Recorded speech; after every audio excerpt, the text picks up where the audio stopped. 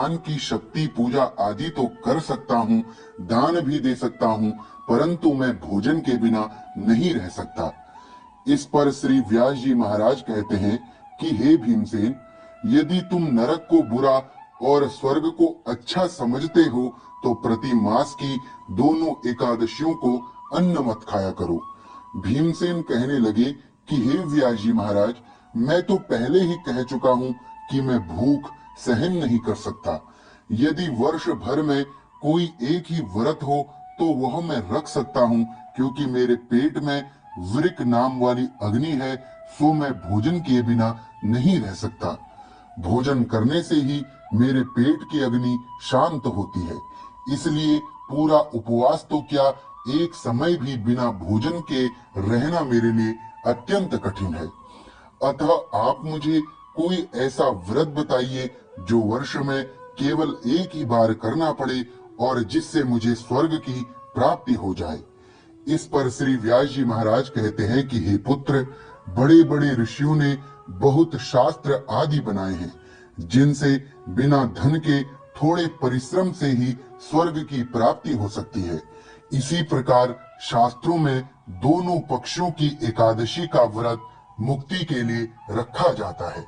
व्यास जी के वचन सुनकर भीमसेन नरक में जाने के नाम से भयभीत हो गए और कांप कर कहने लगे कि हे महाराज, अब आप ही मुझे बताइए कि मैं क्या करूं, क्योंकि मास में 2 व्रत तो मैं कर नहीं सकता। हाँ, वर्ष में एक व्रत करने का प्रयत्न मैं अवश्य कर सकता हूँ। अतः वर्ष में एक दिन व्रत करने से यदि मेरी मुक्ति हो जाए तो कोई ऐसा व्रत आप मुझे बताइए। यह सुनकर व्यास जी महाराज कहने लगे कि वृष और मिथुन की संक्रांति के बीच ज्येष्ठ मास के शुक्ल पक्ष की जो एकादशी आती है, उसका नाम निर्जला है। तुम उस एकादशी का व्रत करो।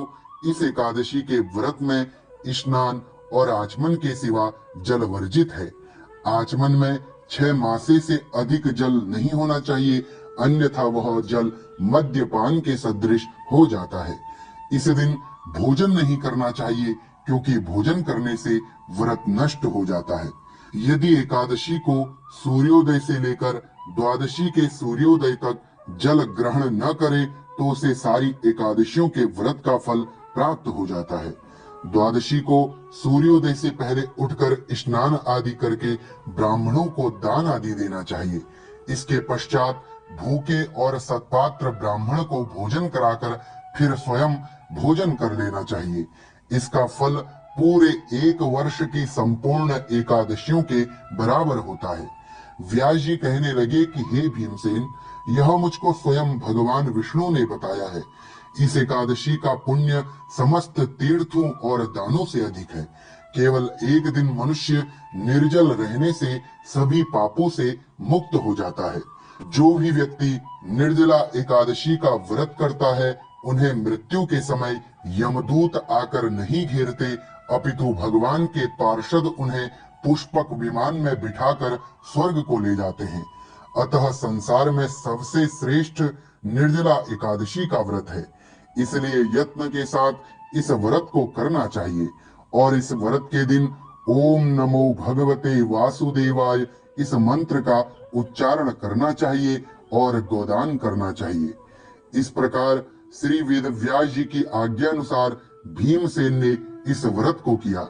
इसलिए इस एकादशी को भीमसेनी या पांडव एकादशी भी कहते हैं। निर्जला व्रत करने से पूर्व भगवान से प्रार्थना करें कि हे भगवान, आज मैं निर्जला व्रत कर रहा हूँ और द्वादशी में मैं भोजन करूंगा।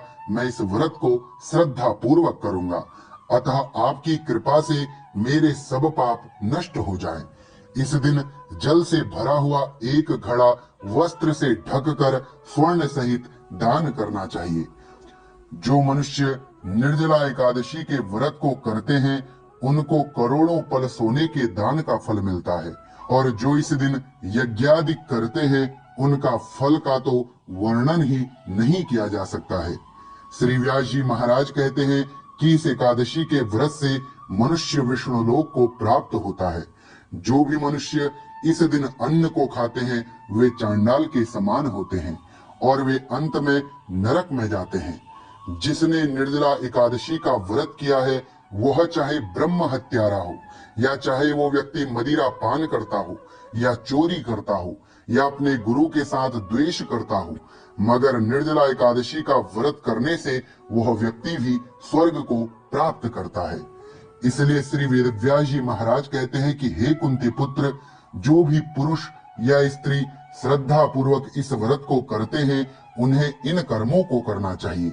सर्वप्रथम भगवान का पूजन करना चाहिए, फिर गोदान करना चाहिए और ब्राह्मणों को मिष्ठान व दक्षिणा देनी चाहिए तथा जल से भरे कलश का दान अवश्य करना चाहिए। निर्जला एकादशी के दिन अन्न, वस्त्र, उपाहन अर्थात ज्योति आदि का भी दान करना चाहिए। जो भी व्यक्ति भक्ति पूर्वक, श्रद्धा पूर्वक निर्जला एकादशी की कथा को सुनते हैं या पढ़ते हैं उन्हें निश्चय ही स्वर्ग की प्राप्ति होती है। तो प्रिय मित्रों, ये थी निर्जला एकादशी की व्रत कथा। अगर आपको ये वीडियो पसंद आई हो तो वीडियो को लाइक करें और कमेंट बॉक्स में जय श्री कृष्ण जरूर लिखें।